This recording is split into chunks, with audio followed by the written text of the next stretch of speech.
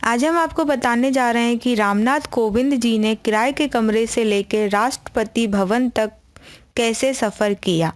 अत्यंत साधारण दलित परिवार से देश के सर्वोच्च पद पर पहुंचे रामनाथ कोविंद ने सीढ़ी दर सीढ़ी आगे बढ़ते हुए इस शिखर तक का सफर तय किया है। विपक्ष की उम्मीदवार मीरा कुमार को पराजित कर देश के 14वें राष्ट्रपति पद का चुनाव जीतने वाले कोविंद ने वकालत से अपने करियर की शुरुआत की। फिर संसद और बिहार के राजभवन तक का सफर तय करते हुए वह देश के प्रथम नागरिक बन गए।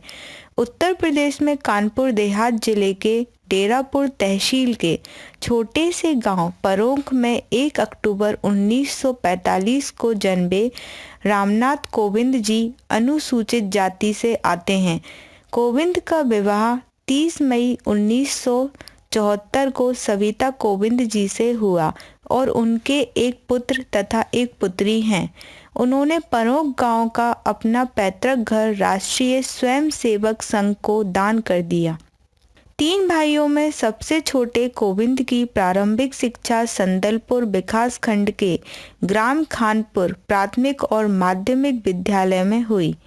वह मोरारजी देसाई के निजी सहायक भी रहे। उन्होंने डीएवी कॉलेज से बीकॉम तथा डीएवी लॉ कॉलेज से कानून की पढ़ाई पूरी की।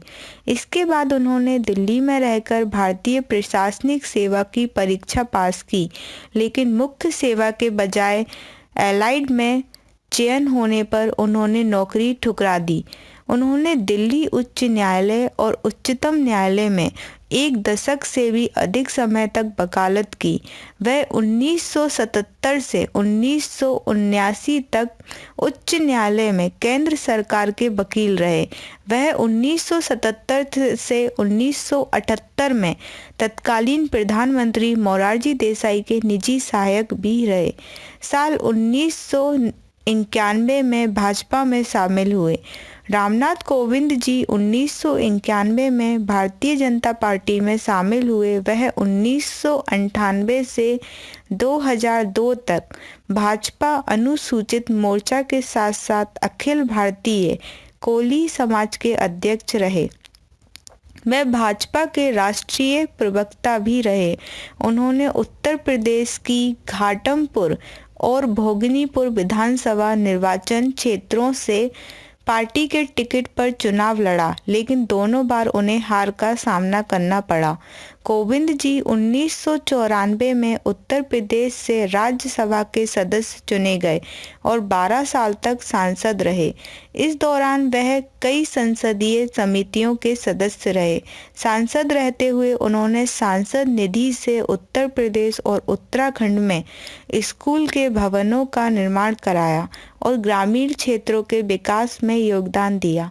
सांसद रहते हुए उन्होंने Thailand, Nepal, Pakistan, Singapore, Germany, Switzerland, France, Britain और अमेरिका का दौरा किया। 8 अगस्त 2015 को वह बिहार के 36वें राज्यपाल बने। राज्यपाल के पद पर रहते हुए उन्होंने विश्वविद्यालयों में नाकाबिल लोगों के चयन और वित्तीय कुप्रबंधन तथा अयोग्य शिक्षकों की प्रोन्नति में अनियमितताओं के आरोपों की जांच के लिए न्यायिक आयोग का गठन किया, जिसकी सर्वत्र प्रशंसा हुई। वकील के रूप में उन्होंने समाज के कमजोर धड़े, खासकर अनुसूचित जाति और जनजाति की महिलाओं को मुफ्त कानूनी सहायता दी।